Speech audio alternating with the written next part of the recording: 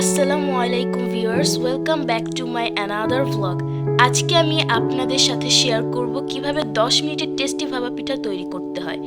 আসলে এখন রাত 9টা বাজে আর এখন আমার হঠাৎ করেই ভাপা পিঠা খেতে খুব মন চাইলো।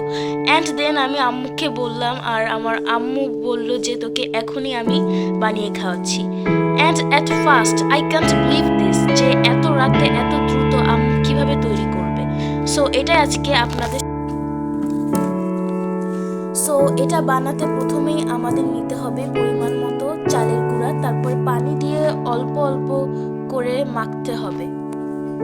এই যে এভাবে পানি দিয়ে অল্প অল্প করে মাখতে হবে, যতক্ষণ না হাতে দলা বেঁধে আসছে ততক্ষণ এভাবে আপনারা পানি দিয়ে মাখতে থাকবেন। এবার কিছুক্ষণের জন্য এভাবে রেস্টে রেখে দেব। এরপর যে কোনো চালনি দিয়ে এটাকে এভাবে করতে হবে, এই যে এভাবে। সো ভিউয়ার্স, আপনারা দেখতে পাচ্ছেন চালনি দিয়ে চেলে কত সুন্দর করে করা হয়েছে। এরপর লাগবে এরকম দুটো কাপ। অ্যান্ড দেন প্রেশার কুকারে আমার আম্মু আগে থেকে পানি বসিয়ে রেখেছিল। এরপর শুধু বাসিটা খুলে রাখতে হবে। কাপে চালের গুঁড়া, নারিকেল,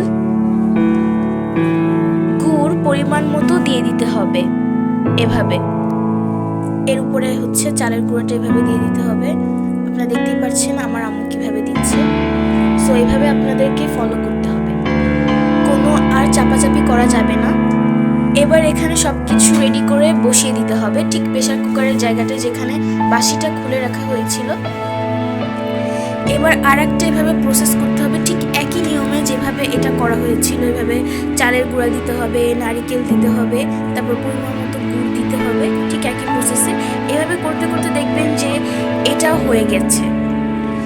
যখন দেখবেন যে এটা হাওয়া ওঠা শুরু করেছে তখনই বুঝবেন যে এটা হয়ে গেছে, আর তখন এটাকে নামিয়ে নিতে হবে। সো ভিউয়ার্স, দেখতেই পাচ্ছেন তৈরি হয়ে গেল আমাদের ভাপা পিঠা।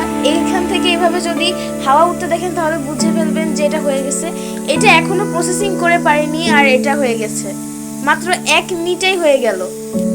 সো আমার আম্মু আরেকটা এদিকে প্রসেসিং করতেছে। প্রসেসিং করবে কি, তার আগে একটা হয়ে গেছে। সো আপনারা দেখতেই পাচ্ছেন মাত্র 10 মিনিটেই সব ভাপা পিঠা আপনারা করতে পারবেন এইভাবে।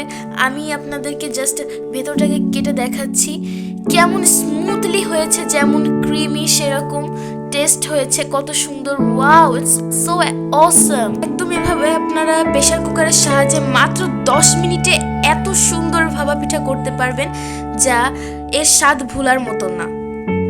সো অবশ্যই আমাদের ভিডিওটা ভালো লাগলে সাবস্ক্রাইব করতে ভুলবেন না, লাইক করে দিবেন, তাহলে আমরা যত নিত্য নতুন ভিডিও ছাড়বো